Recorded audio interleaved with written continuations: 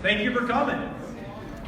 Because this is a Republican primary debate, because we love America, we're going to stand up first and do the pledge. So if you would all please stand. The flag is located.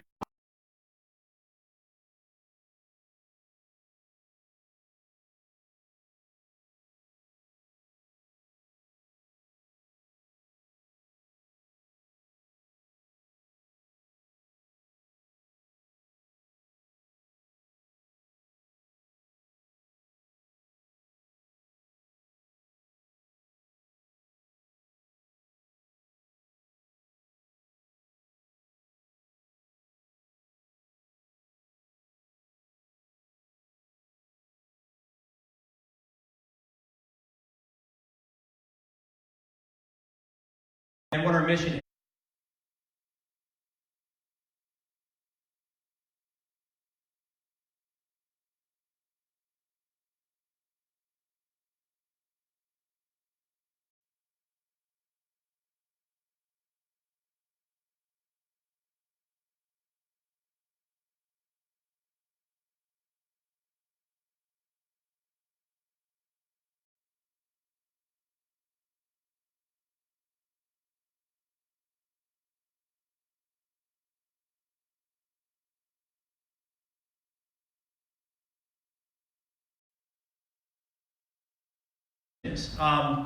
Probably many of you know that I ran for the United States Senate in this last election cycle, lost the primary.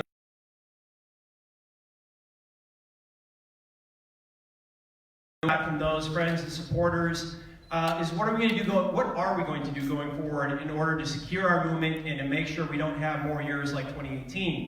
Well, this group is born out of that, and it is intended grow the conservative movement across the state of Wisconsin, and I'll talk very quickly about some of the stuff that we're doing in order to make that happen. So first, our name is derived from the Marine Corps. I'm a Marine Corps vet, as some of you know. We also have a couple of Marines on our staff as well. Daryl Carlson is around here somewhere. Mario Herrera's right back up there. They're both Marine vets. Amelia Roll right up there. Staff, and Adam Tuting's around here somewhere, and my wife Jessie right up here as well too, part of our No Better Friend leadership. But no better friend, no worse enemy. That's the tagline of Marines. I took the happy part of that. I knocked off the antagonistic part, but it's an implied threat. Look at it. So everyone knows what I mean when I say it.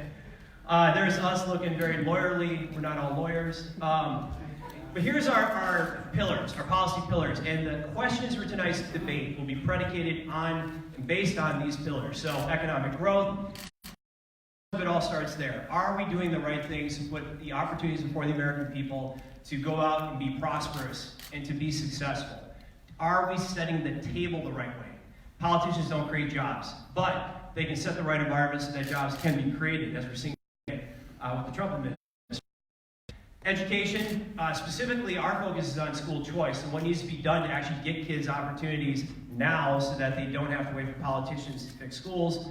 Healthcare, we'll talk about that in a moment, but market forces, getting market forces like price transparency into healthcare, pro-life advocacy, doing some very tactical things to actually do what we can to create an environment where innocent life is embraced and protected, and then national defense.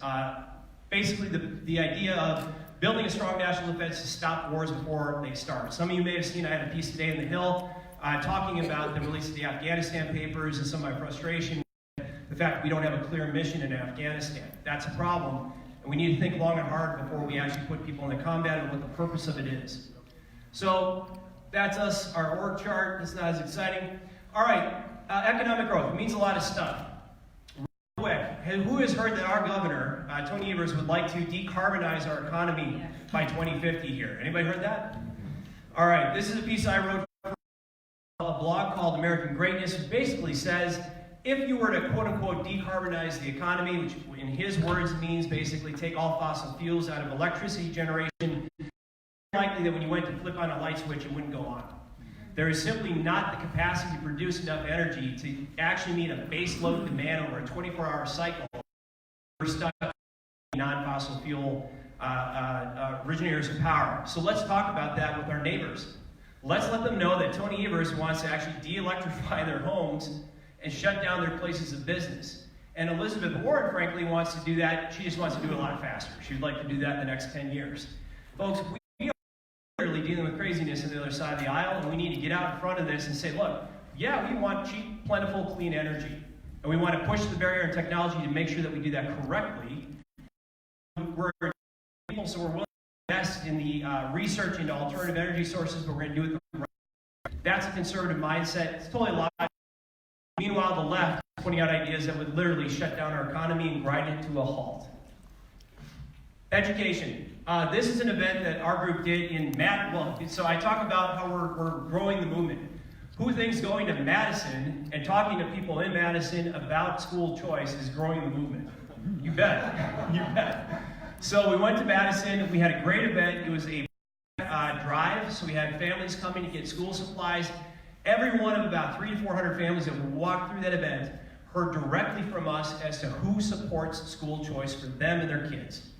We say we're going to do this all the time as conservatives. We're doing it at No Better Friend, and we invite you to join us as we do it. We're going to people, and I'll tell you, there's a lot of families that benefit from school choice that don't know that it's conservatives that are fighting for their kids to have the schools that will enable them to be successful. We're going to continue to do events like this around the state and go right to people where they're at, meet them, and tell them to join us in a movement which is there for their kids and actually set them for success. We have Scott Manley here from WMC. WMC was nice enough to print an article I wrote on healthcare solutions. So we'll have some healthcare related questions tonight that I think are very important to answer. Look, so much we talk about so much of our debt is basically lodged into future promised healthcare expenditures. We have this problem in the private sector, we have it in the public sector. Healthcare is an opaque market. Has anybody here ever bought a car without knowing how much it cost? Anybody? No, because you're at a Republican primary event, you're conservatives, you're smart people. How many of you have ever gone to the doctor, received some type of medical treatment, and then for the next 6 months received about, I don't know, 20 pieces of mail telling you how much it cost? Anybody? Yeah, basically all of us. That basically says there's no price transparency. You don't know what something's going to cost beforehand. You don't find out until afterwards. You're not allowed to make the rational choice that says, I want to spend my money in this way. Those systems that have actually made headway in this, whether in Singapore or even the state of Indiana, that have allowed people to save money in health savings account and make rational choices, knowing the full cost of healthcare expenditures in advance, have seen the costs drop. They've seen spending go down. We run the experiment, and it works. Price transparency is a real thing.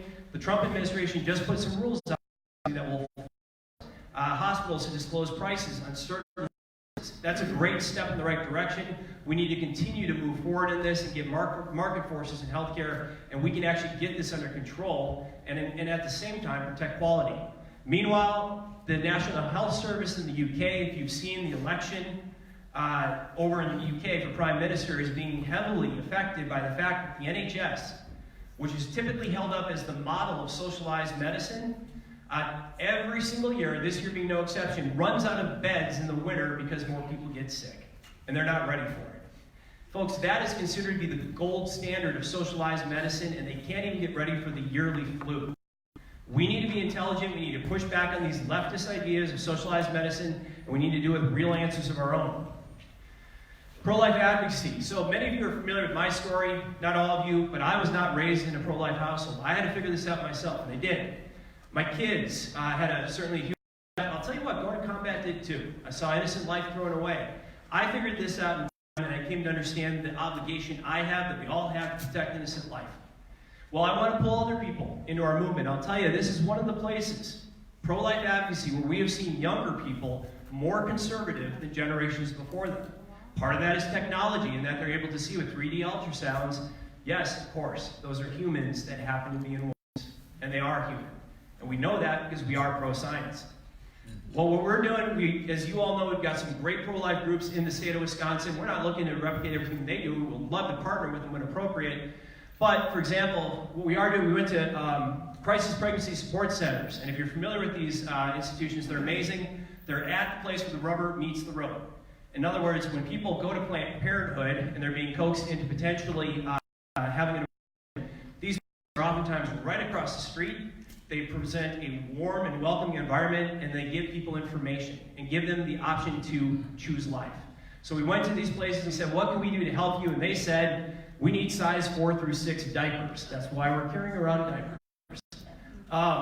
And it's a very tactical thing, and I've got 3 kids, and I've bought about 20,000 diapers in my life. Or is it more, Jesse?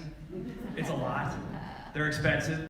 Well, we dropped off about 5,000 diapers because of the generosity of conservatives around the state. We're going to do more of that. And the whole goal is to say, you heard the critique of the left, right?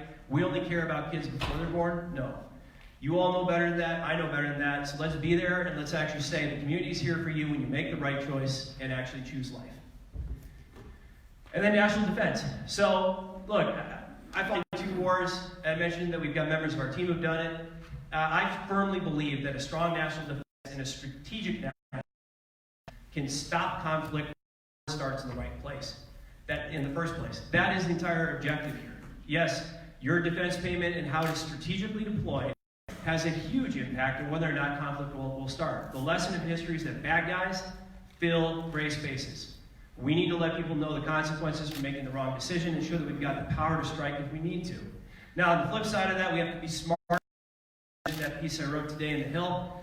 Look, the Afghanistan papers that were released basically say after 20 years, policymakers have largely abdicated the entire role they should have played to say we need an objective when we fight wars. We need to understand why we're fighting, what victory really looks like.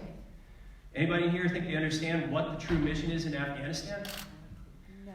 I've asked that question all across our great state. People don't know. That's a problem because it's your children, your friends, and your family that are being deployed over there. So I strongly believe we have to clarify that mission if we're going to actually deploy people into combat. You have every right to expect that of the federal officials that you send over to Washington to understand that and to be willing to call people to account when they don't see a mission. And obviously, as we do this across Wisconsin, we're constantly reaching out to people. You'll see, I think everyone's got a piece of literature in front of you. Please take that when you go. You can find us on social media. And we were pretty good about letting you know when we're coming your direction, what we're up to, and what our initiatives are around the state. We'd love to see you at events. And obviously, I mentioned we're doing forums across the entire state of Wisconsin. All right, there we go. So these are our remaining forums in this first set that we're doing. So today, obviously, we changed this into a debate. Upcoming will be in Hudson, followed by Green Bay, Madison, and Milwaukee. And we're always doing other events in and around these forums as well, too. But these forums are a great chance to come out, hear us talk about some of these ideas, and our partners as well, too, to include Wisconsin Manufacturers and Commerce, American Majority, and Wisconsin Institute for Law and Liberty. We've always got a different set of ideas and policies we're talking about. Please come out when you can and encourage others to do the same. And we'd love to see you there. So with that is us. I'm going to take a moment here to panel for our debate, and then we'll bring up Justice Gableman, and we will get going.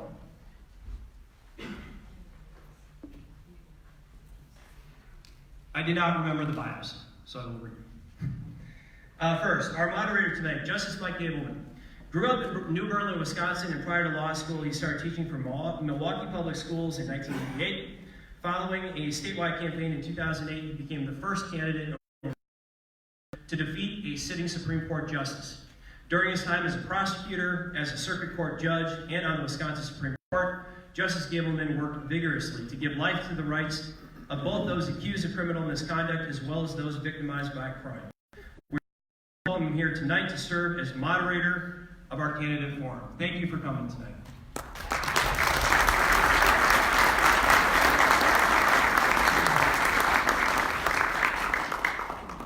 C.J. Zafer is Executive Vice President at Will, the Wisconsin Institute for Law and Liberty.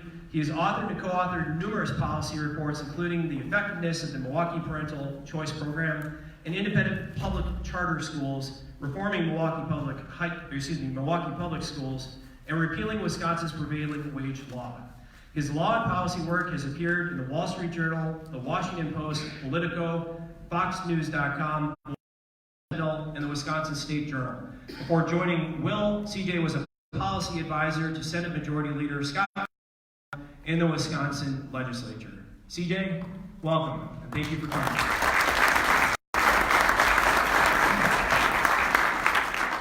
Jesse Nicholson, I need to get this one right.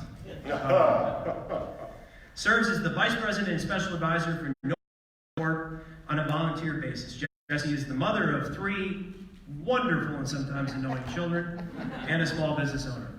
Her previous professional experiences include communications work as a presidential appointee to the George W. Bush administration and for Governor Tim Pawlenty, a state legislative Republican caucus, and a nuclear energy company.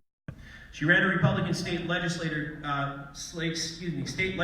caucus's campaign effort for an election cycle and has been involved at all levels of the campaigns, staff and volunteer, and at the local, state, and national levels. And I can say firmly, for better or worse, I would not be here today if not for her. So thank you.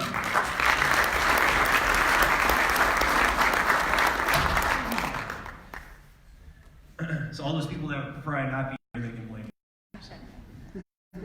Scott Manley is the Executive Vice President of Wisconsin Manufacturers and Commerce. He joined WMC in 2005 after serving more than 10 years as a policy advisor in the Wisconsin State Senate, where he focuses policy work in the area of environment, natural resources, taxation, and the judiciary. Scott now serves as chief lobbyist for WMC and oversees the government relations program by directing a team of lobbyists and policy experts. Together, they work with legislators and state agency officials to advance WMC's agenda to make Wisconsin the most competitive state in the nation for jobs. Scott, thank you so much for coming tonight. With that, I'm going to turn it over to Justice Gableman and step aside. Thank you. You know, everyone, as a moderator, my role reminds me a little bit of the body at an Irish wake. My presence might be necessary for the proceedings, but nobody expects me to say too much. But I do think just before we introduce the candidates, 2 fine gentlemen who are, what a nice night.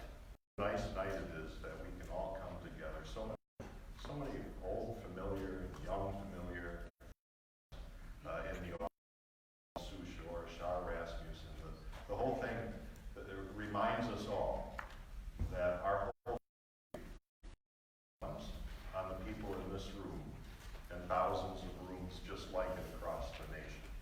When maybe sometimes we're tempted to feel small or not as significant, it all comes down to this. It all comes down to people being willing to take the time to come and learn about the candidates and work on behalf of them. Our panelists are from terrific organizations which do fantastic work, and our hosts, the No Better Friend Corporation. I've been lucky to come to know Kevin and Jessie, and they are just what they appear to be, just sincere, impressive people who are doing terrific work. And so with that, and maybe that frame of mind, I would like to ask the candidates to come forward, and I'm going to introduce them in the order that they picked straws. They picked short straws out in the hallway. And Senator Tiffany was kind enough to warn Mr. Church that Tom had taken a few sips out of the water bottle, and which one though? And I said, don't worry, a little touch of myrrh's never hurt anybody. I wonder if Tom and Jason are here, if they could come forward.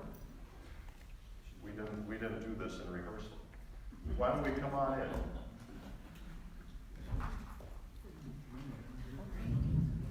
I guess they changed their mind. They're going to settle in the old-fashioned. While we're waiting, please take this opportunity, as I did, but I'm going to triple check that my ringer is on. And please, no flash photography. There is. Are we ready? Okay. Can I? Yes, I'm going to use this moment to interject. I forgot to introduce Nate Nelson. Nate Nelson's an outstanding person. I can't live with myself if I don't introduce him. So, all right. So Nate, sitting right before me, I should have seen you because you look like a lumberjack and you're glaring at me. Serves as the Wisconsin Executive Director of American Majority. Before joining American Majority, Nelson has worked as Wisconsin's NRA campaign field representative to elect a pro-gun governor, Americans for Prosperity field coordinator, Heritage Action for America's regional coordinator, and chairman and vice chairman of his county's avid outdoorsman. Nate Nelson, spends his free time enjoying Wisconsin's lakes and woods with his wife and son. Nate, thank you for coming. Sorry I forgot.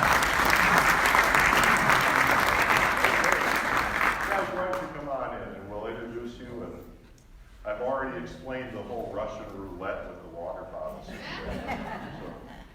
we'll find out.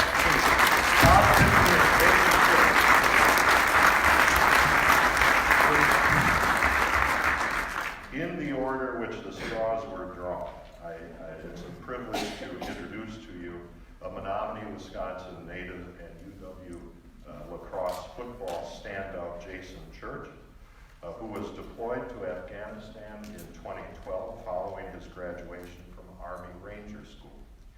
In August 2012, Jason and 9 other members of his platoon were involved in an IED explosion in Afghanistan. The IED blast resulted in the amputation of both legs below the knee.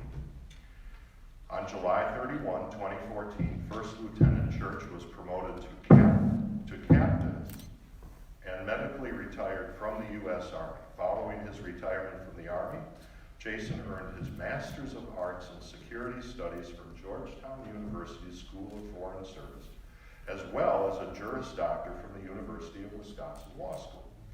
Jason also serves on the board of directors for Sentinels of Freedom, a foundation to assist severely wounded post-9/11 veterans. Jason plans to continue his legacy of service, pick the tough fights, and stand with President Trump to secure our borders, protect the most vulnerable among us, stand up for our veterans, and make sure Wisconsin's economic recovery is protected from socialist interference. He wants to serve the people of northern Wisconsin and not the political interests of Washington, D.C. Mr. Church, welcome.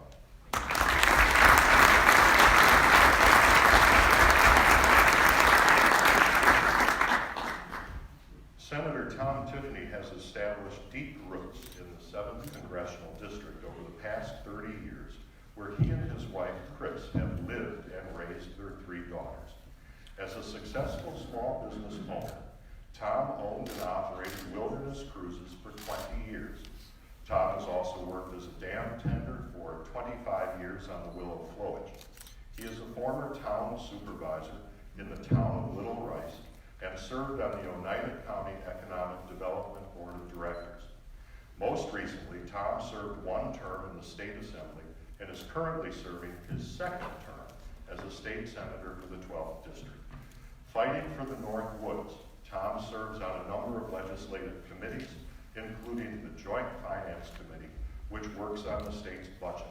And he is the chairman of the Senate Committee on Sporting Heritage, Mining, and Forestry. Tom has worked to cut taxes by more than $13 billion, defend the lives of the unborn, and ensure our Second Amendment rights are protected. Tom grew up on a dairy farm near Elmwood, Wisconsin, and graduated from the University of Wisconsin River Falls with a degree in agricultural economics. Now, Tom's running for Congress because he knows the people of northern and western Wisconsin, and not Washington bureaucrats, should be trusted to make the best decisions for their lives. Tom knows that restoring freedom is the best path to create a prosperous America. Senator Tiffany, welcome.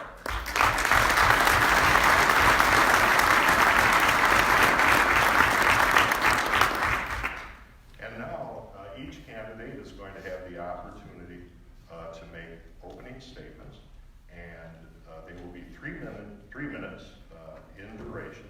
And then we'll go right into a round of questioning where each of the panelists and me will have the opportunity to ask questions. Those also are under time constraints, which I could give you the details of, but suffice it to say we'll follow it so that both the candidates have full and fair opportunity to get their views across, but we get out of here by midnight. And so with that, I call upon Mr. Church for his 3-minute introductory opening statement. Well, thank you, Kevin, and thank you, No Better Foreign for putting this on tonight. I truly appreciate the opportunity to be speaking here in Wausau. Can you turn the volume up, please? I don't think I have the control of the mic. Anybody able to do that? We will ensure it's turned on. I can project a little bit. Can you hear me now? Good. Okay. Look, I never thought in my life that I'd be running for political office. When I grew up as a kid, I wanted to serve much like my father, my uncle, and my grandfathers did. I wanted to put on a uniform and serve this nation. But when I was injured in Afghanistan, that all changed. I could no longer chase down America's enemies, kick in their doors, get rid of them. Instead, now, I was confined. I couldn't do it anymore. But when I came back to Wisconsin, I realized something. That even though the Taliban took my legs, America's enemies didn't extinguish my desire to serve. It still burns in me and it's still there. And there are a lot of things going on in this country right now that we need leadership in. People who come from outside of politics, experience some of the harshest of circumstances. We have people right now advocating for socialism in this country. People advocating to change an economic model that has led to prosperity in the world's wealthiest nation. Our values are under attack consistently. People advocating for abortion. People pushing the things like the Green New Deal. People like Alexandria Ocasio-Cortez basically want to ban cows. That's the kind of stuff that we're dealing with here right now in Washington. We need to send someone who is going to fight every single day like President Trump. There is a reason we supported him in northern Wisconsin. There's a reason I've been with him since day one. He's willing to throw a couple of grenades into the swamp.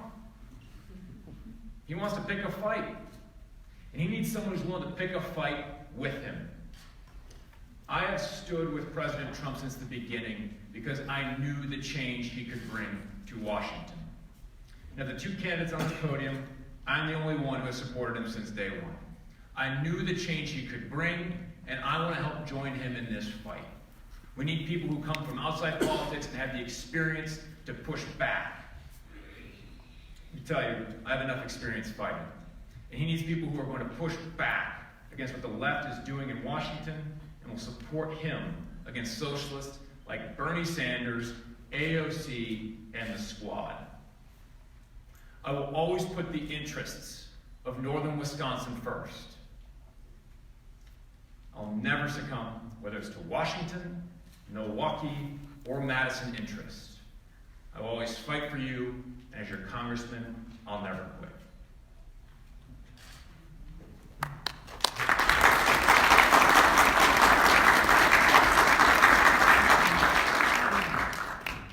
And now, Senator Tiffany. We have no mic, correct? We have no money. Yeah, okay. Well, thank you, No Better Friend, and Jesse and Kevin for putting this on this evening. And it's great to be here. It's great to be here with my opponent. And thank you for your service to our country, Jason. Thank you.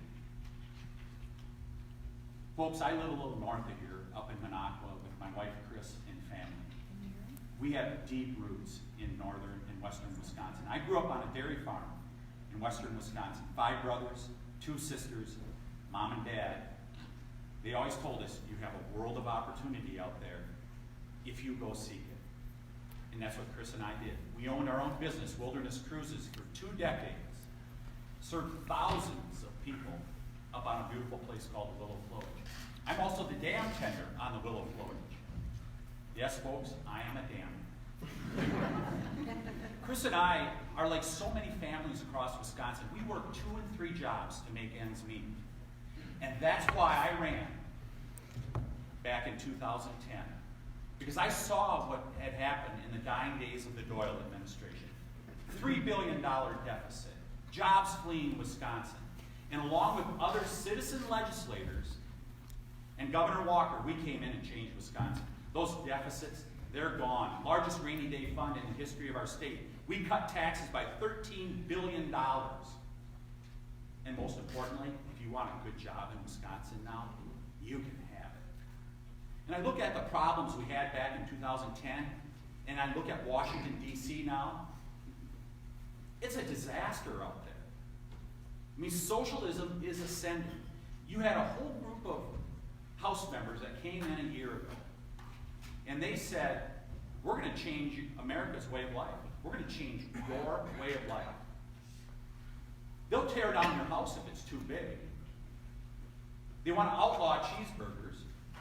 And Bloomberg, who's talking about running for the presidency, if he gets it, he'll knock down your front door and take your guns. And if that isn't bad enough, now they go after the president. They go after the president with this impeachment sham. And folks, we've seen it in Wisconsin. Only they didn't call it impeachment 8 years ago, did they? They called it the recalls. And we fought back and we won. I was right there with Governor Walker fighting off those recalls. And I'll do the same with President Trump. Folks, I'm for life, including protecting the unborn. I'm for the Second Amendment. I'm for good trade deals. And I'm most of all for your freedoms, religious, personal, privacy, private property rights. I look forward to your questions tonight when we deal with substantive issues that Congress should be doing right now. I look forward to your questions this evening. Thank you.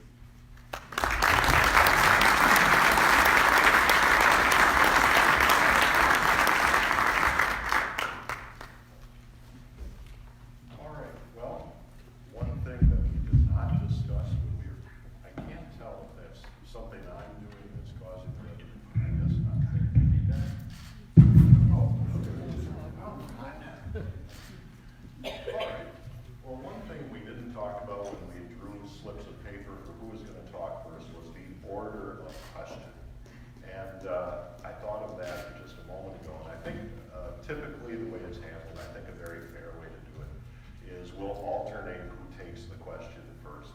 Mr. Church, since you had the first opening statement, how about you go first this time, Senator Tiffany, and then we'll reverse the order. And the first question tonight is being asked by Mr. Manley from Wisconsin Manufacturers and Commerce, and perhaps unsurprisingly relates to the issue of economic growth. Good evening to both of you, and thank you to both of you for running the train to change Washington. My question is, our national debt is now $22 trillion, which is a huge number, and it's a number that's so big that most Americans can't even comprehend what it is.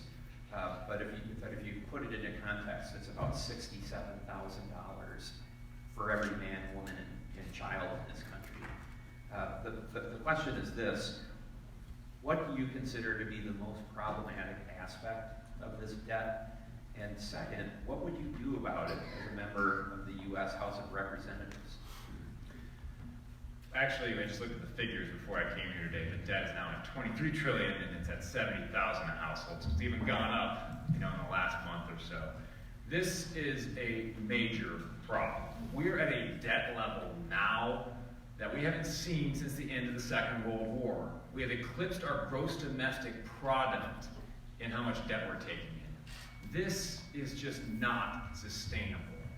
70% of the federal dollar spent right now is on mandatory spending. It has grown out of control. Politicians who go to Washington and cut deals with each other is part of this issue. You look at things like Medicare, that's grown completely out of control. Fraud, waste, and abuse are rampant. You have issues with Medicaid, and quite frankly, there are parts of other things here, Social Security being one of them. But we have to be honest about Social Security. People who have paid into that, that's their money. You're never going to touch that. People have paid into that with the intent that they're going to get that back. But I'll tell you, we need to reform mandatory spending because at the end of the day, this is going to continue to grow. The interest on the debt is growing by the day. And what that does is it prohibits us from actually spending money on what I think the federal government should be doing, and that's on our national defense. It continues to squeeze away that little bit that we can spend to defend our nation. That is something that we must get under control. We must reprioritize what the federal government is all about. And right now, it's all about this ridiculous mandatory spending. To me, if we're going to prioritize anything, we need to be prioritizing our defense. And so reforming, right now, this overgrowth is priority number one. Senator Tiffany. Yeah, thank you very much. Chris and I talk about this all the time. Would we dump $70,000 of debt on our children. Of course we would not do that.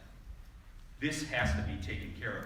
And people like me, citizen legislators, came in 2010, small business people from across Wisconsin, and we fixed it in Wisconsin.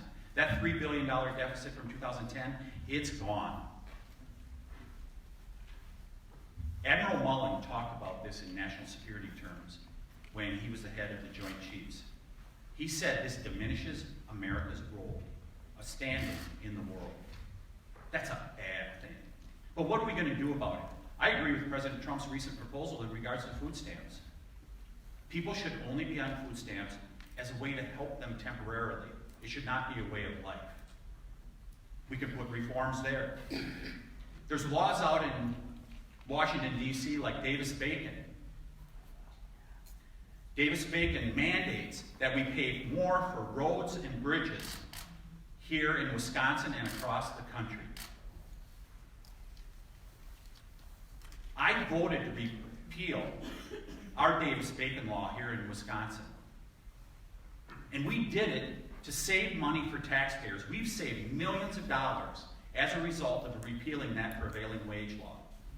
This is a distinct difference between me and my opponent in this race. I support the repeal of the Davis-Bacon law at the federal level. My opponent does not.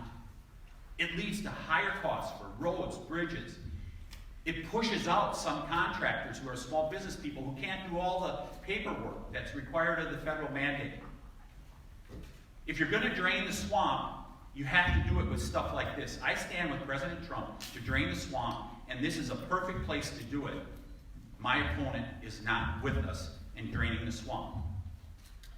And He's Mr. Chair. referenced me on this. Look, what my opponent's referencing right here is pretty ridiculous. At the end of the day, this is clearly a hit job on my opponent. Look, President Trump and Sean Duffy both have supported these things for the exact same reason that I have. I have gone around northern Wisconsin. I've listened to the families and communities up here. And these are things that, quite frankly, we need. Northern Wisconsin needs this. If you want to take your marching orders from people down in Madison and Milwaukee, please be my guest. But I will fight every single day for the people of northern Wisconsin. And this is an issue that I stand with President Trump and Congressman Sean Duffy on. So if you want to say you want to stand with President Trump, put your money where your mouth is on this one. So, I was referenced in regards to that. So we need higher spending. So it needs to be more costly to build our roads and bridges, because that's what it does, it mandates that.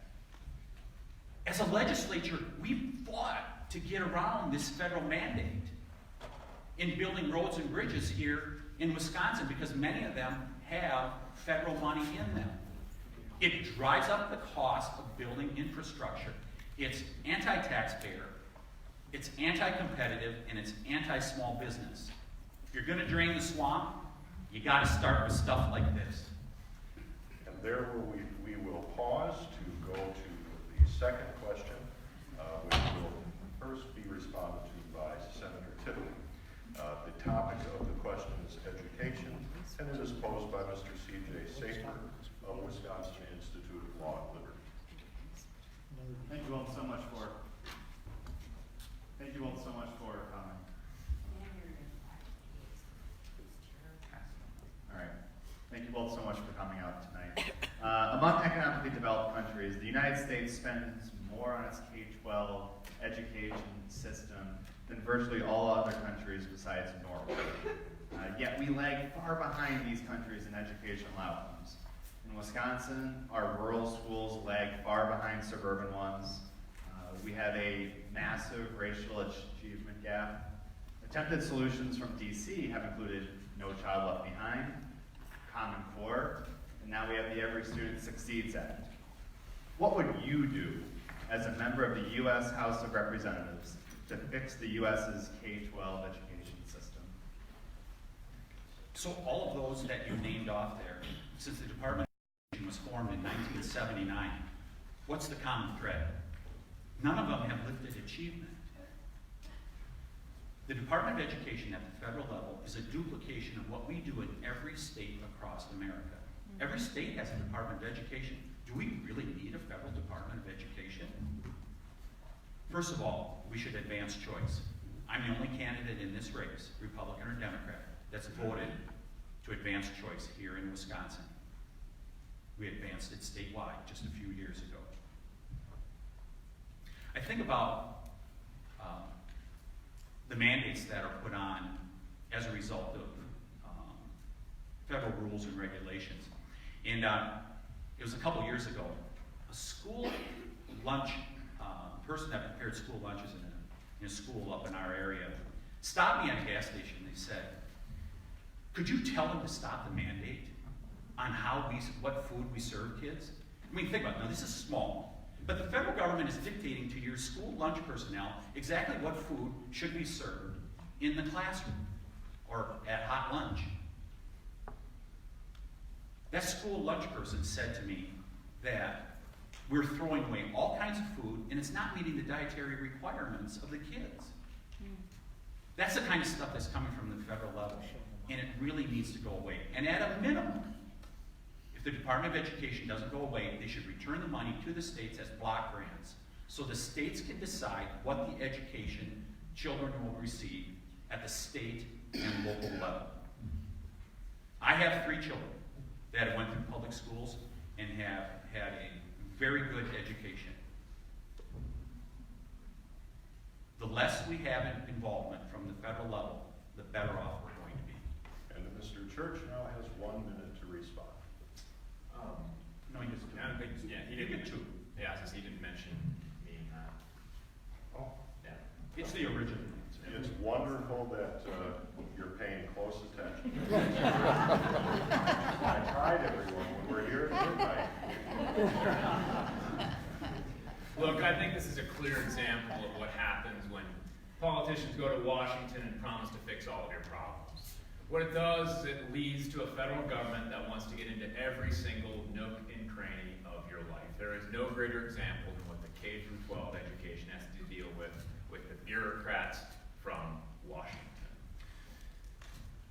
This is the kind of stuff that leads to the ridiculous progressive agenda that's going on right now in a lot of our K-12 systems. We have a federal government that is requiring teachers to teach not to the students, but to the tests. This is the kind of thing that you must fight every single day in Washington. We need more local control over our school systems. The way you teach someone in Ladysmith is going to be a lot different than Los Angeles, California. But the federal bureaucrat in Washington will know nothing about that. When I've talked to my friends who are in the teaching profession, whether in New Richmond or in Superior, they often tell me the biggest issue that they face every single day is that they have to conform to the tests that the federal government is pushing on them. I will stand with President Trump every day to fight back against the ridiculous entrenchment of the Department of Education, fight back against the swamp and the bureaucrats who are running this thing, and push it back to the local control where this absolutely belongs. Educating is something that is best done at the local level. We need to get the federal government absolutely out of it. Senator? You know, I have to tell you, Mr. Church was right. The sheet that I've been given indicates 2 minutes for the original response, 1 minute rebuttal, and 30 seconds for follow-up. Now that is apparently different from what the candidates understand. I believe it's only when we mention the other's name. Otherwise, it's just 2 minutes. Fair. We're ready for the next question. You are ready. Oh, we're moving right along. And we know by experience, you are a fair man. And law enforcement's choice. The third question comes from a representative of No Better Friend, Jesse Nicholson, and it is in regard to the pro-life issue. Gentlemen, thank you so much for coming. We really appreciate that you were willing to participate. No Better Friend is really happy to be hosting you. I was fortunate to grow up in a home where my parents imbued a worldview that embraces the intrinsic value of life. But increasing numbers of people are not. My husband is one of those people. He did not grow up in a similar home. And despite growing up in a different way, through maturity and life experience, he's now pro-life. It's something he mentioned earlier tonight. And it's a really important part now of who he is, what he believes, and how he lives. One of the pillars of No Better Friends work is fostering a culture of life and welcoming people to our movement who haven't necessarily walked the same paths that we have. We believe it's important to reach out to Americans who do not yet consider themselves to be pro-life and convince them to join us in the defense of innocent life. First, do you agree with this position? And if so, what have you done to change hearts and minds on the issue of life? And what will you do in the future as a congressman or in your personal life? And if you disagree, could you share with us why? Mr. Scherf. Well, I unequivocally agree with you. And I think that the value of life is something that, and the sanctity of life is something that we should be pushing for and spreading every single day.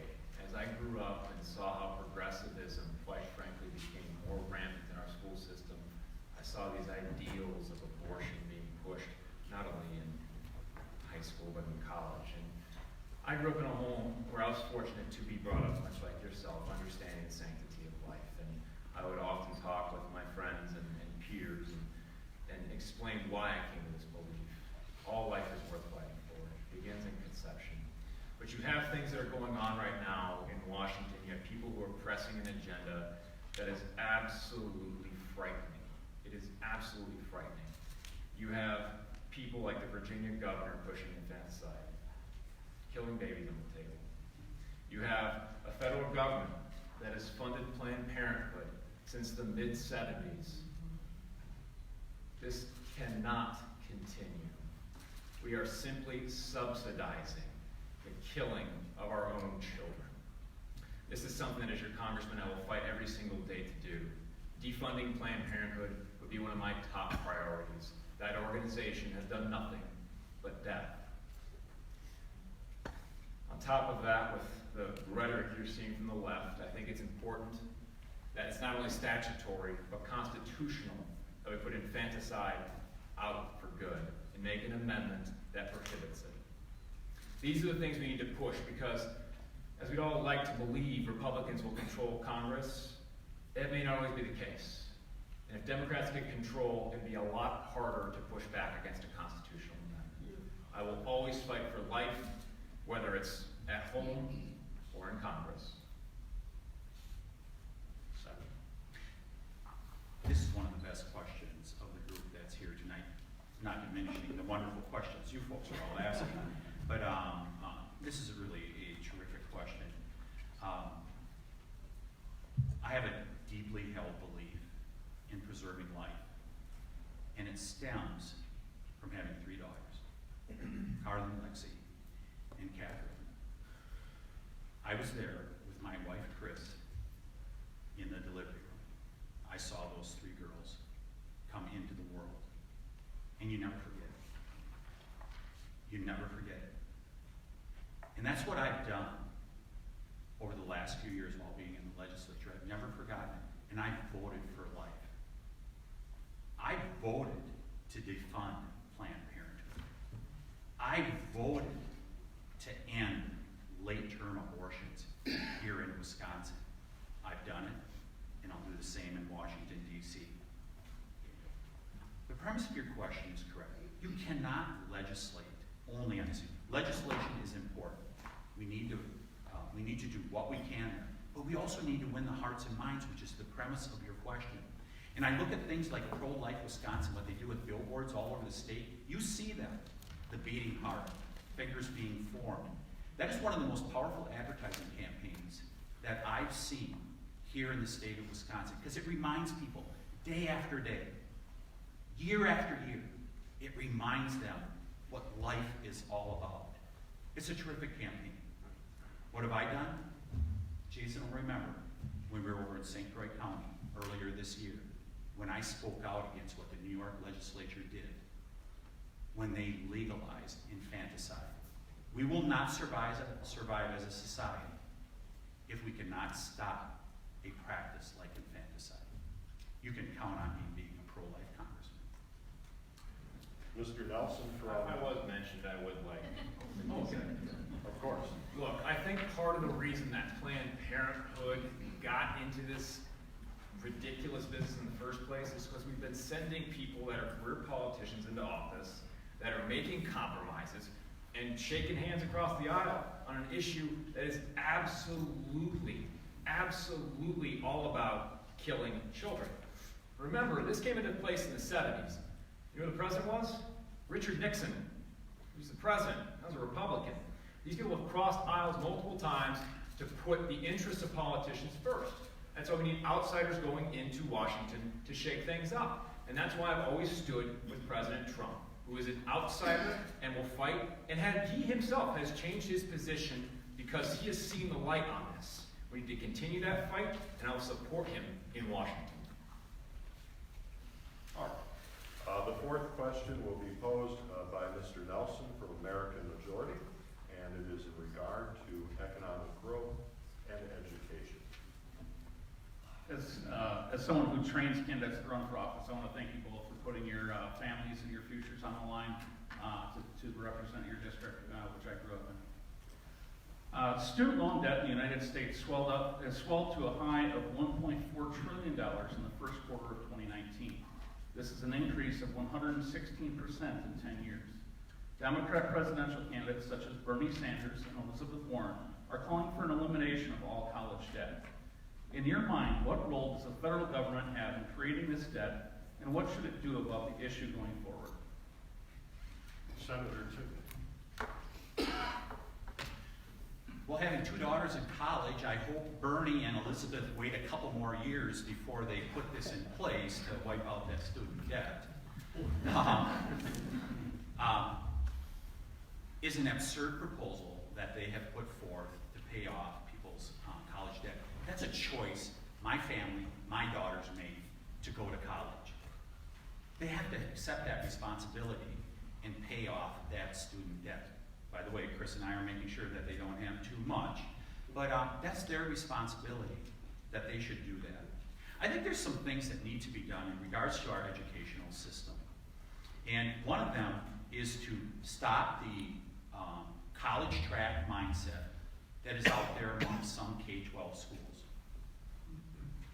We need to make sure that kids are going, that they know the opportunities that are out there for a good technical education.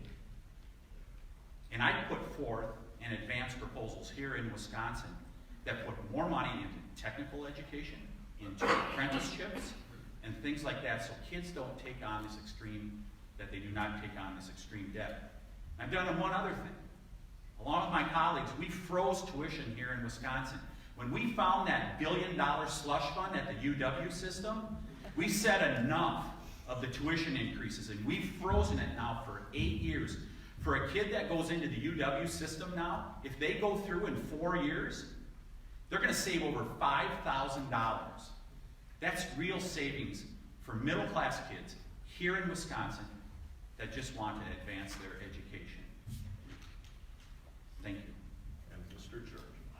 Look, this is an absolute problem because the federal government has subsidized loans for years. They have been giving them away to students when students have absolutely no idea what they're signing for. The universities are taking advantage of this and jacking tuition rates out the wazoo.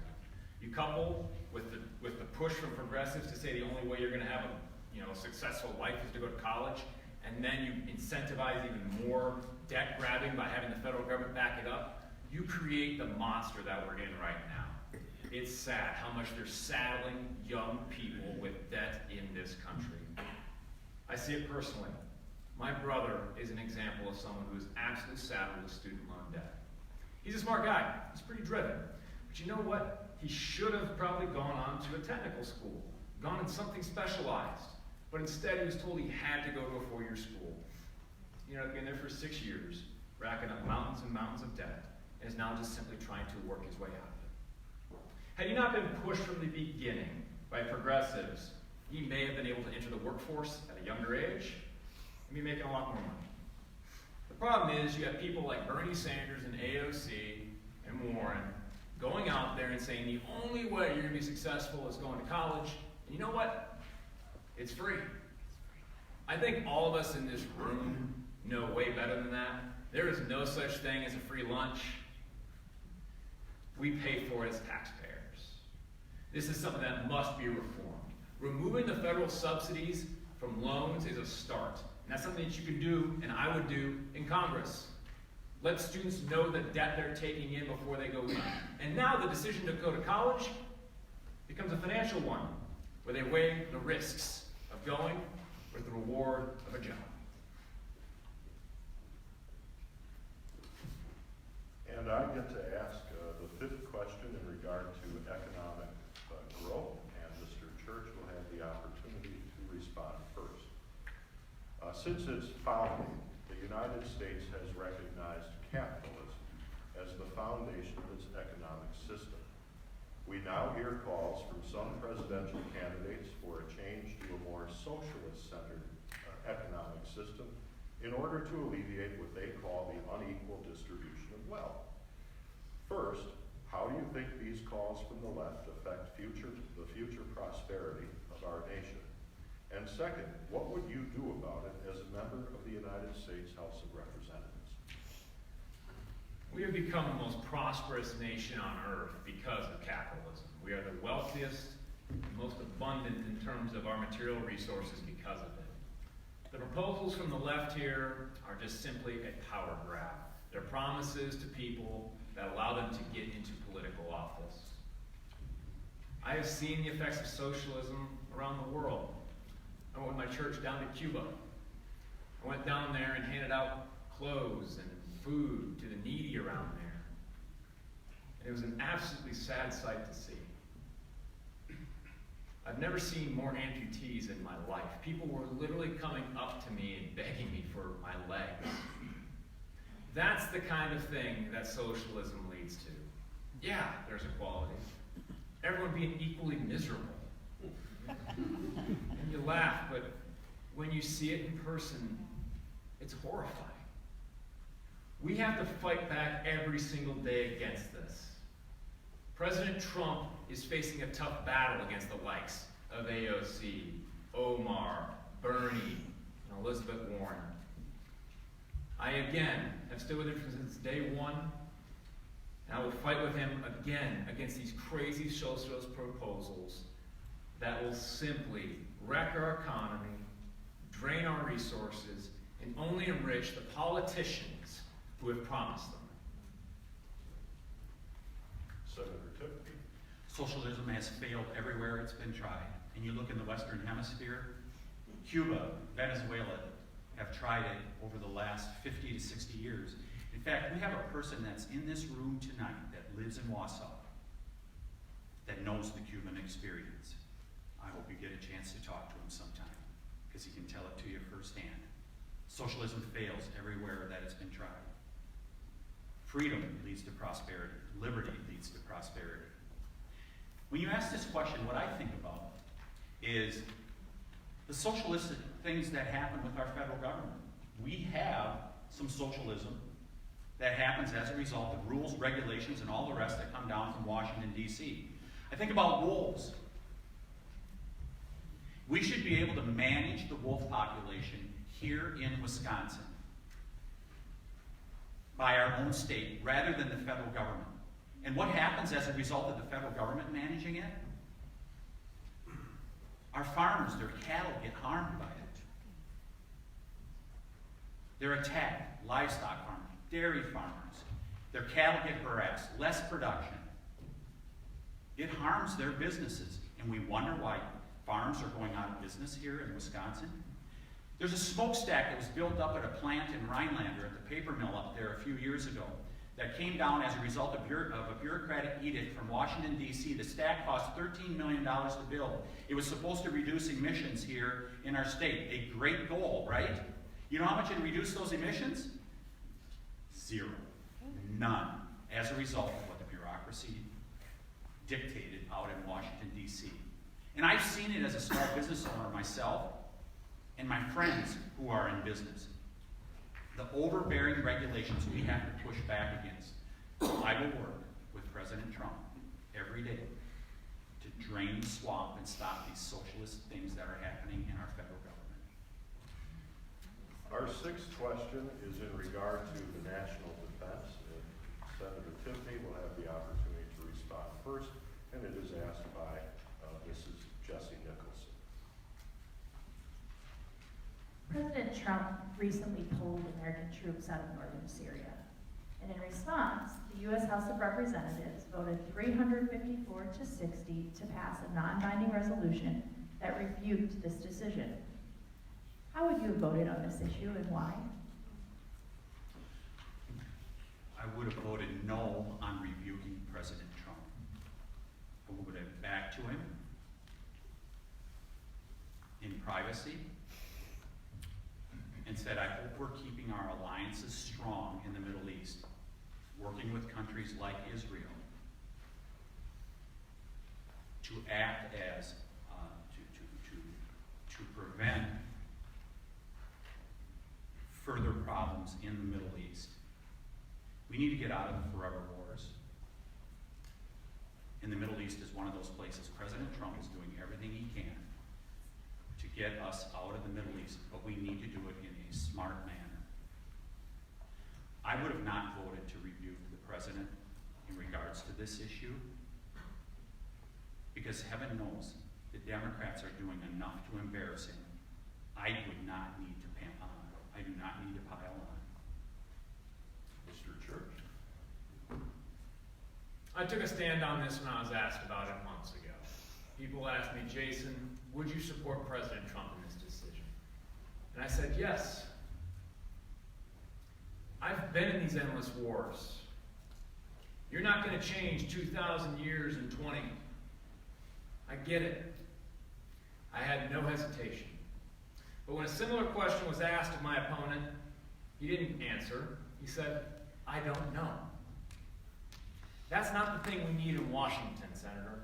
We need people who go there, who understand the problems, and are willing to take a stand on them. These are draining our resources, and they're taking away from the real opponents we're seeing right now growing in the world. China is an absolutely growing threat. It's a monster. They are building aircraft carriers to project power across the oceans. They're building islands in the South China Sea. They're trapping their neighbors in debt, all to assume a greater military stance and exert their will against not only us, but our allies abroad. President Trump understands this. He understands that we have limited resources. He also understands that we need to maintain some security in the area to fight back against terrorist cells from popping up. That's why he wanted to remove troops, but not totally remove all of our presence. We can certainly have aircraft carriers in the Mediterranean or sitting in the Persian Gulf that can deploy America's finest in a heartbeat to take out the terrorists who threaten our everyday life.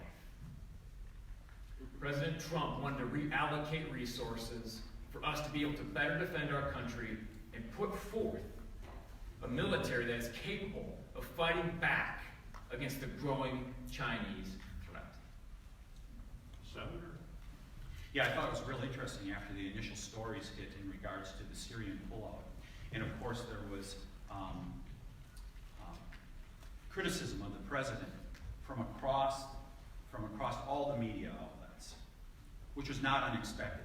What we found in the ensuing period of time is that maybe President Trump understood the nuance a little bit better than they did. That when you talk about the Kurds, there's a lot of different groups of Kurds that are over there. I've talked to friends who have served over there. One man that was in intelligence in Turkey, and he said, it is not as easy as some people say that let's just support the Kurds. So I think the president has taken a nuanced approach, and I think that's appropriate. I would have not voted to rebuke the president.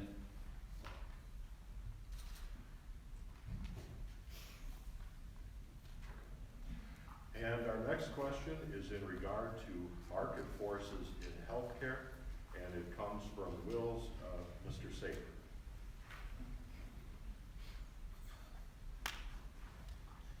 Public and private healthcare spending in the United States has increased from 5% of GDP in 1960 to 17.9% of GDP, or $3.5 trillion in 2016. the upward curve of that shows no signs of slowing down. This is unsustainable and has an impact on families. But Republicans in Congress have not only failed to repeal and replace Obamacare, they've also failed to present meaningful policy ideas on health care in general. What should conservatives in Washington, D.C. do to champion health care reform? Senator, Yeah, I believe I'm first on this one, I sorry. thought you were first last time. Remember? No, the senator went. I went first. Oh, okay, thank you. Okay, thank you, Jason. They're gonna give me a calculator next. Look, the healthcare system in this country is absolutely broken. And the proposals that are coming from the left right now will do nothing to solve it. Medicare for all would be an absolute disaster on this country. Socialized medicine is never the answer. I know this personally. I go to socialized medicine. I go to the VA. I literally have to go there and prove that I don't have my legs. It's ridiculous. For me to be able to get the materials I need to walk, I have to go there and go through a bureaucracy that is just stacked high. The problem here is that you have providers that are not accountable to the patients, but accountable to a bureaucrat in Washington. The last thing we need is another system like that extrapolated out on the entire country. Things like price transparency need to be introduced. If you and I go to a grocery store, we're not necessarily going to pick an item that we don't know the price of. I mean, I don't know, maybe you all do. I don't. I look and see what the quality and quantity of the product is before I make a determination when I purchase. That is capitalism. That is our system. That is how we are best able to not only improve the quality of products, but the abundance of them. Along with that, we need to have a system that allows us to buy health care across state lines and incubate a system of competition. Those are the things that we need to be implementing in Washington, not the ridiculous far left stuff that AOC, Bernie, and Elizabeth Warren want to implement on all of us here in northern Wisconsin. Senator. Choice, competition, transparency. That's what the healthcare system needs in America. So you go back to the Affordable Care Act. What did it do?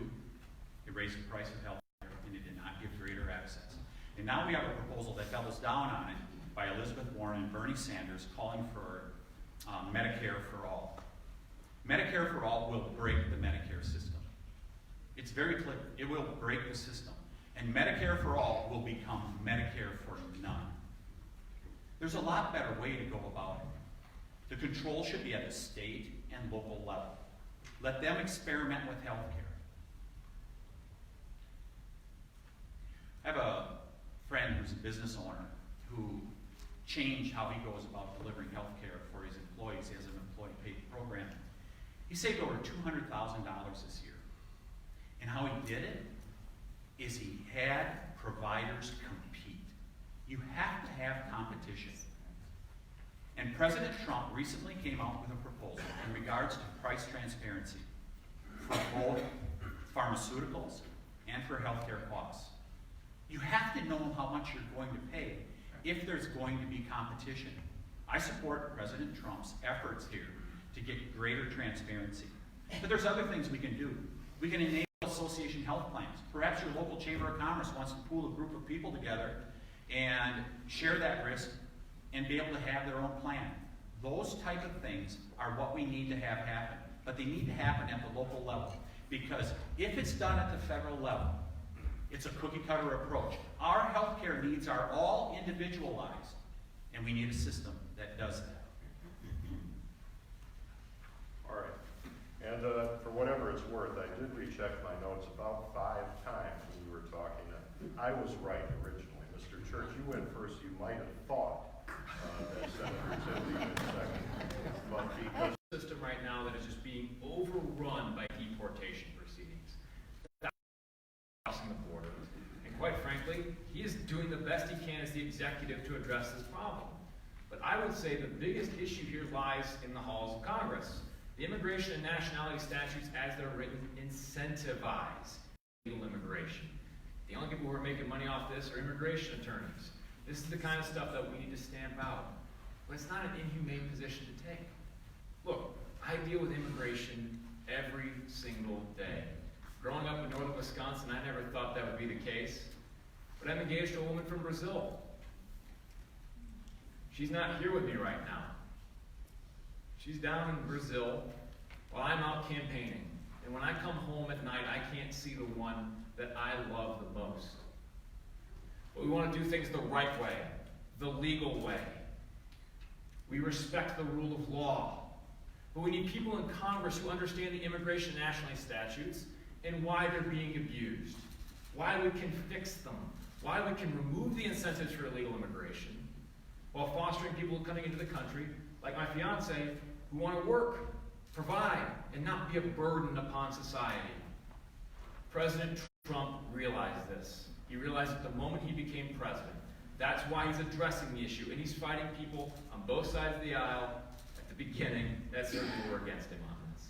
I've stood with President Trump since he said that he wanted to become president of the United States, and I will continue to stand with him, help him build the wall down there, improve our security, and reform our broken immigration system. Senator? So, let's go back to the founding of our country. What are the fundamental duties of our federal government? To provide security for our country and to protect our borders.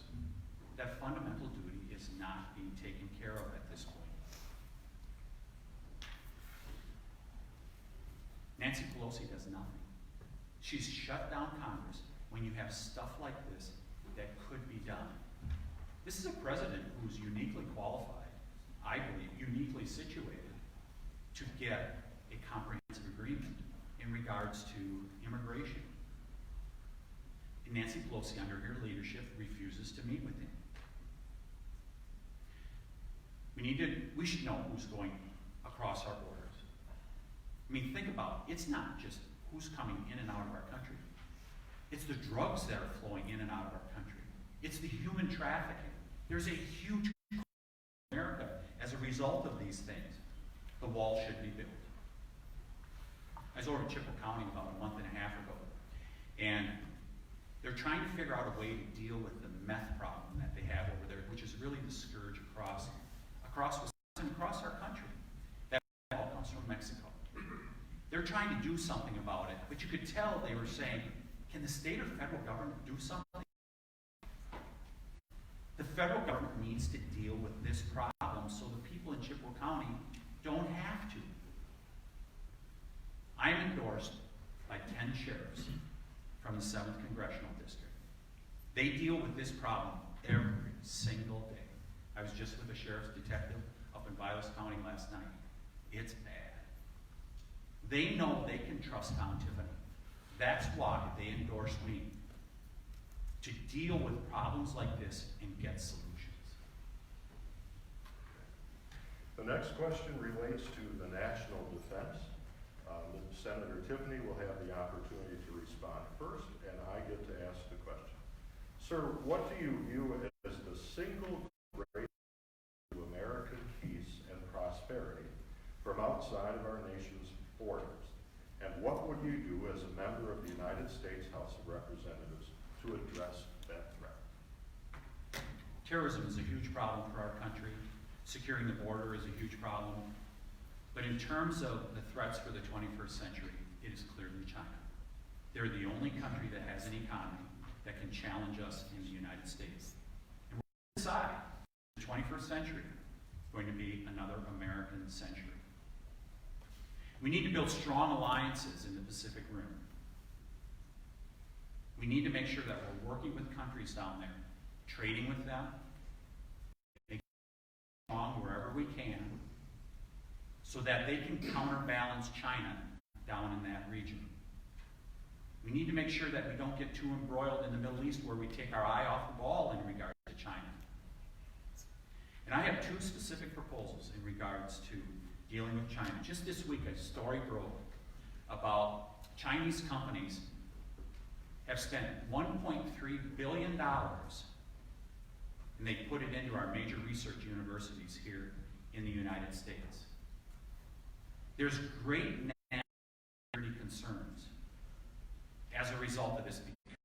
They may take our intellectual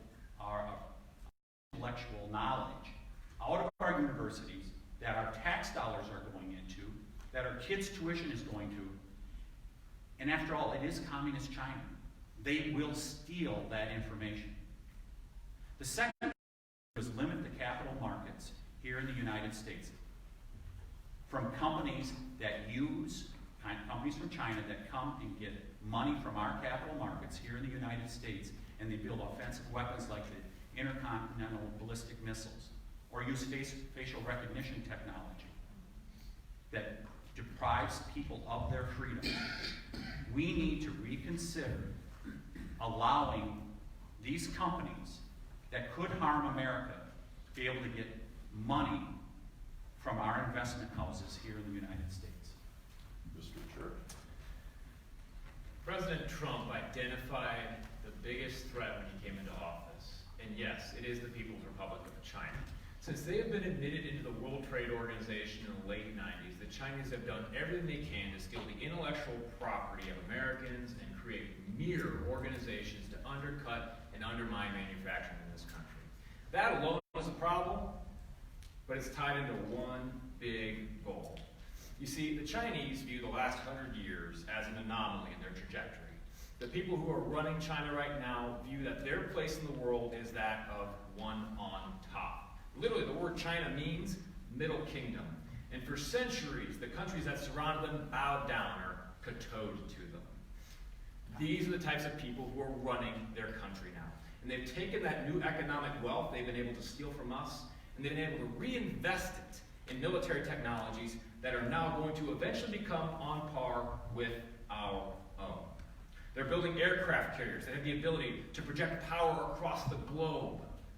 They're trapping their neighbors in debt, forcing them to build ports for their military weaponry. They just recently built a base in Djibouti, right down the block from our own. Trust me, ladies and gentlemen, this is not a country that is a benevolent actor. They are doing this to exert power over not only their neighbors, but the world. We need to start allocating resources to building our weaponry up now. We need to have aircraft carriers that can go toe-to-toe with the Chinese. We need to have weaponry in our planes to be able to actually fight back against their sensory systems. But the other war here is the information war. They have a company called Huawei that is literally building networks around the globe to be able to go in and hack your networks, hack your phones, hack your security information.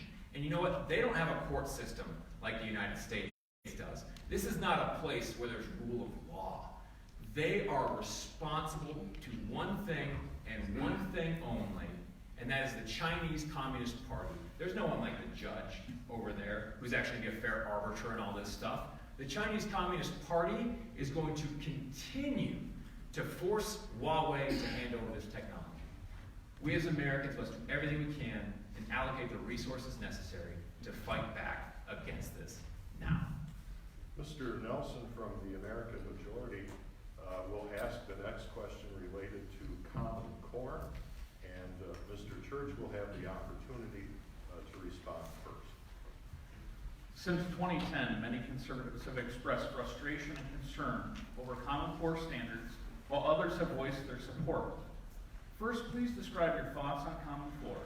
Second, please give a brief summary on the role that you think the federal government should play in K-12 education. We hit on this a little bit earlier, but obviously anything the federal government does and dictates to a local level usually ends up in a disaster. Like I mentioned before, what works in Ladysmith is not necessarily going to work in Los Angeles and vice versa. The problem here, though, stems from progressives and what progressives truly believe. There's this idea that you can elect people into office, put career bureaucrats who are disinterested experts in positions that will consistently tinker and modify things to fit the better good. That's the idea that Woodrow Wilson, FDR, and all progressives truly believe.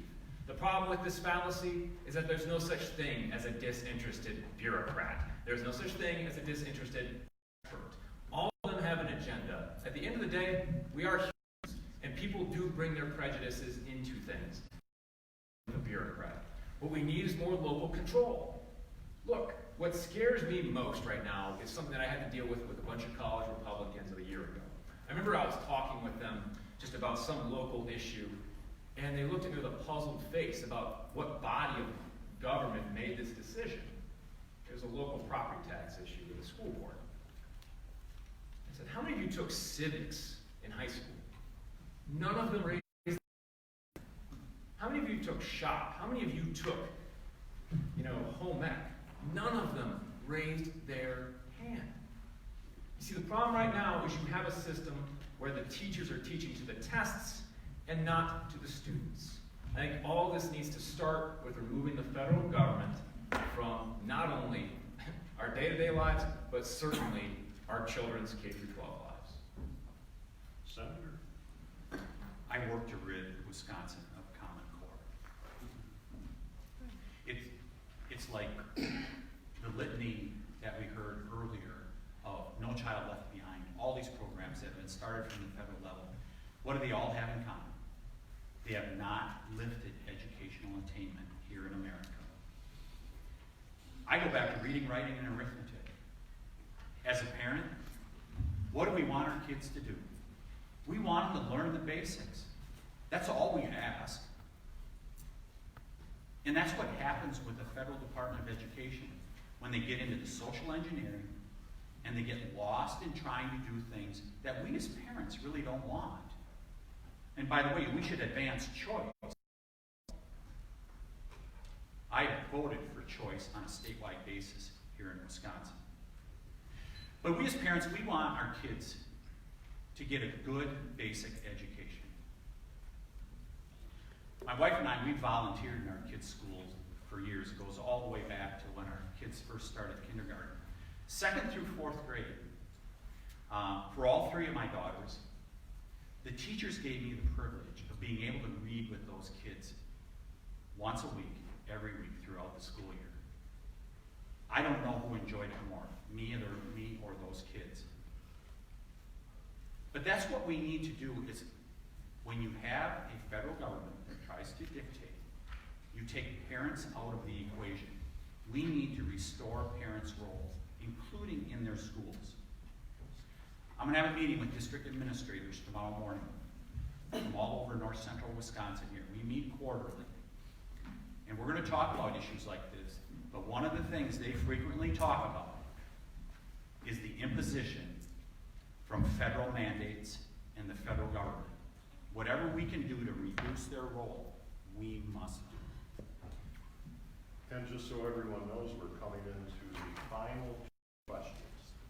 The second from the last will be asked by Jesse Nicholson from No Better Friend Corporation, and it relates to practical steps within the pro-life context. Senator Tiffany will have the opportunity to respond first.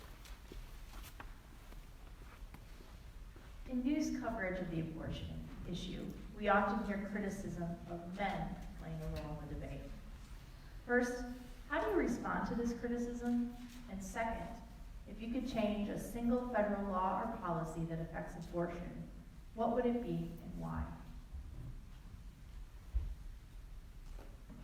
Some of you will remember this, the Great Society laws that were passed back in the mid-1960s in the President Johnson administration, where they were going to eliminate poverty here in the United States of America. Were they successful? We spent trillions of dollars. And one of the outcomes of that is we diminished the role of parents, but especially men. And look at the results. When you do not have a father in a child's life, they're twice as likely to commit a crime. We need to pass family-friendly policies. I'll go back to the food stamps issue. President Trump is correct. We should give people a hand up when they're in a tough spot. But it shouldn't be permanent. And especially at a time like this, When the economy is so good, you don't hear that too often, do you, on the nightly news, how good the economy really is. But there's all these jobs out there. We should do everything we can to encourage people to get a good job. Because when you have the pride of ownership of a job, you're also probably going to be a better parent.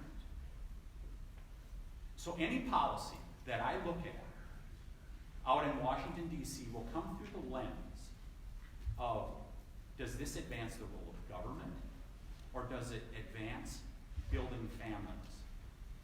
We need to do that. In regards to the final point you made, the law Roe versus Wade should be overturned. It should be overturned because it's unconstitutional. It should be, the states should be allowed to decide what they're going to do. I may not agree with that state, but it should not have been decided at the federal level in the early 1970s. And Mr. Church.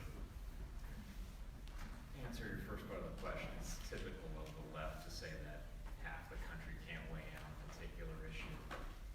And on this one, it reminds me of what I've seen over time when the sanctity of life is lessened. When places around the world have devalued life. I've seen that in Afghanistan. One of the hardest things I ever witnessed was a father using a boy to put a bomb in the ground. The father did this because he knew that American soldiers wouldn't fire on that boy. I remember watching this on our live screen. That bomb malfunctioned and blew up. Severed all 4 limbs. That man had the audacity to carry that boy to our base, knowing that we as Americans value life and we'll try and take care of him. That was my medic's first experience in Afghanistan. The boy died on that tape. What it showed me is the slippery slope that humanity can go when it devalues life. When you have societies that no longer look at that child as a beautiful thing they are, and just another tool. It's sad to see what the left is proposing. Infanticide is just one step down the road that I can simply describe. Things like Roe v. Wade, Planned Parenthood, these are all protections for an abomination of a practice. And as your congressman, I'll fight every single day against them. The final question relates to national defense. I will ask it, and Mr. Church will have the opportunity to respond first. Sir, Iran is described by the United States State Department as the world's #1 state sponsor of terror. We've seen the Obama and Trump administrations take wildly different approaches to dealing with Iran's leadership. This is a 2-part question. The first is, what is the single greatest mistake you have seen in American-Iranian policy over the past decade? And what do you view as the most critical step the United States must take to deal with the challenges posed by Iran? In recent history, the greatest mistake was the Obama administration brokering a deal with Iran. We simply allowed them to begin to enrich themselves and be able to not only put those funds towards building nuclear weapons, but also funneling that money towards terrorism and its groups like Hezbollah. Look, Donald Trump was absolutely right to remove us from the Iran deal. It was a horrible deal. It simply allowed them to enrich themselves and funnel whatever activities the Ayatollah wanted to do. There are a few people in this room that have dealt directly with Iran. The chair of my campaign was a hostage in Iran. He knows personally that you cannot work with these people. They don't think like we do. They don't value life like we do. They are a power-hungry organization that is simply going to spread terrorism around the world. Heck, Kevin, you removed some of them, but one of the bombs that hit me was probably made in Iran. They have no regard, none, for the people that they are fighting against over in the Middle East. They are funneling money towards Hezbollah. They are actually destabilizing the region with Israel, they need to be stopped. But this doesn't happen just by saying they're bad and pulling out of a deal. You need to have a presence there. You need to have military ships there. We need to patrol the Strait of Hormuz. We need to be in these positions to prohibit them from exerting their influence on their neighbors and fighting against Israel. President Trump has fought for this. I stand with the president on this, and I will do that as a member of Congress. And Senator Tiffany. Yeah, thank you. I would actually say two things. One, the Green Revolution of a decade ago. Remember, the people of Iran were rising up against the mullahs. President Obama's first year in office, they thought perhaps he's the real deal and wants freedom for people across the world. Just as President Reagan said, tear down that wall, they were hopeful they had a president that would support them. He did not do that. And they went dormant. And if you've been following the news over the last month, they're trying again to rise up against the mullahs. Iran shut down the internet a couple weeks ago because they don't want to know, they don't want the world to know what is happening in Iran right now. The second thing is the Iran nuclear deal. We literally sent billions of dollars in suitcases over to Iran in the dying days of the Obama administration. They turned those billions of dollars into bullets and bombs. And some of those targeted our servicemen. They have destabilized the Middle East. They want to continue to destabilize the Middle East with proxies like Hezbollah and others. We need to meet them. And one of the ways in which we meet them is to make sure we have strong alliances in the Middle East, especially with Israel, because they serve as the counterweight against Iran and their ambitions. You are right. They are the greatest state sponsor of terrorism, and they need to be held in check. Ladies and gentlemen, that concludes the question portion of tonight's forum. What remains is for each candidate to give a 3-minute closing statement. And again, that was the order that presentation was determined by luck of the draw. Senator. I'm first? Terrific. Thank you. Thank you for the invitation here tonight. Thank you for the good questions. Really appreciate the opportunity to be here with my opponent. And this is what should be happening in Congress right now. Debating real issues. Instead, it's shut down right now. Nancy Pelosi won't do anything out there. Dealing with stuff we talked about tonight. Education, having a stronger educational system.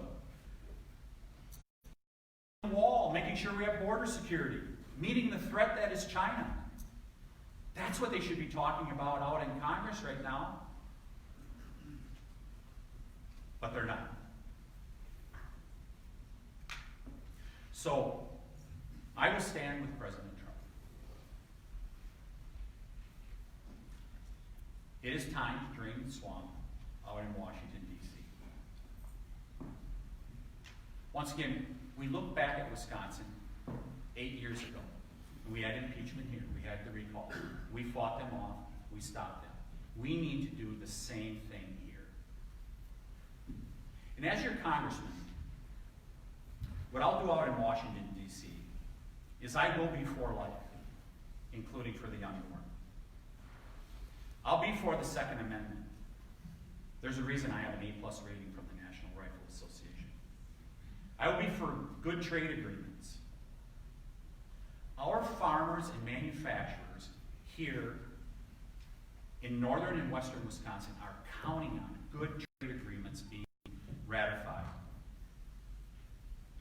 And I'll be for your freedoms, whether it's religious, whether it's your privacy, and especially if it's your property rights. I will defend them out in Washington, D.C. So folks, if you want a proven reformer, you want somebody who's a small business person that came into politics because I was tired of what they were doing to my business in my friends and relatives' businesses. That's why I got into this. You want a proven conservative to send to Washington, D.C.? You can count on me. I've made those tough decisions, and I'll make them out there in Washington, D.C. also. Folks, I have 3 daughters, Carlin, Lexi, and Catherine. I want they and their friends, your children and your grandchildren, to have the same opportunity we had. I think about my brothers and sisters. We had all the opportunity for freedom that America offers, and we were able to seize it. Let's do the same for the next generation. I will work with President Trump, conservatives out in Congress, to keep America great. Thank you for having us here tonight, and Merry Christmas to all of you.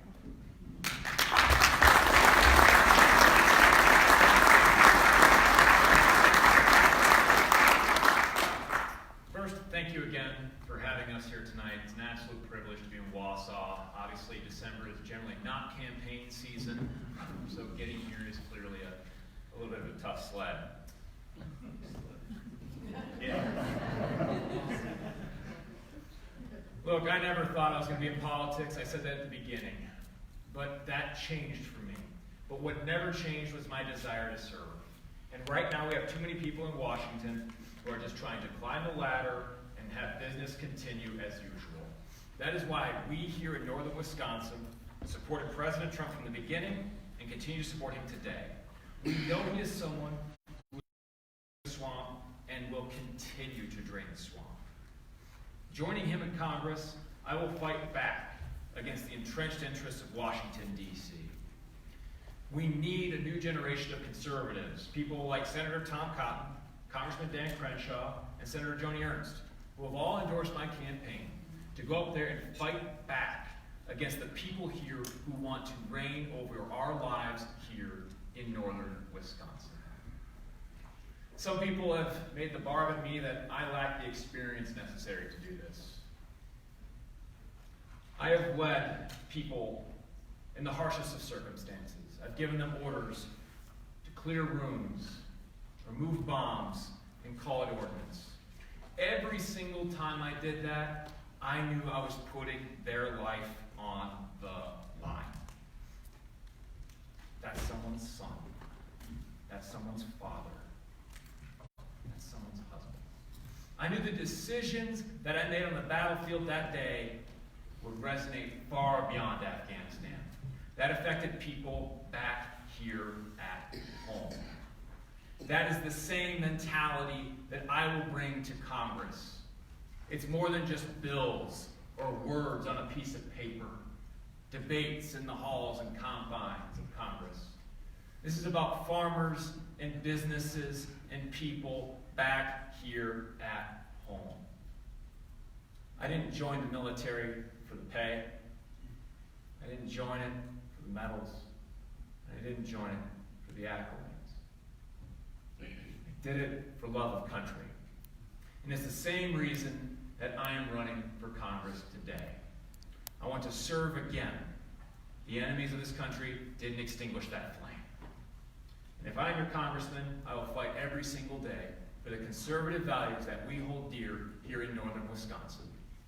Thank you again, Kevin, and thank you, No Better Corp, for putting this on tonight. I truly appreciate it. You all have a Merry Christmas and a Happy New Year. And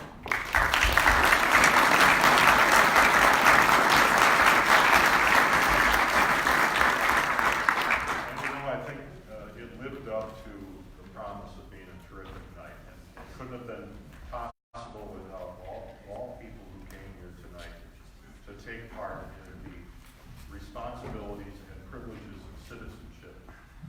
No Better Friend Corporation, our panelists who asked some really good questions, and no matter who you're supporting, I think we're lucky we've got two very good people who are running for this job. They're putting themselves out there, and it is a tough experience to run for public office, especially these days. And so I'd ask you on behalf of No Better Friend Corporation to join with me in showing both Senator Tiffany and Mr. Church our great appreciation, not only for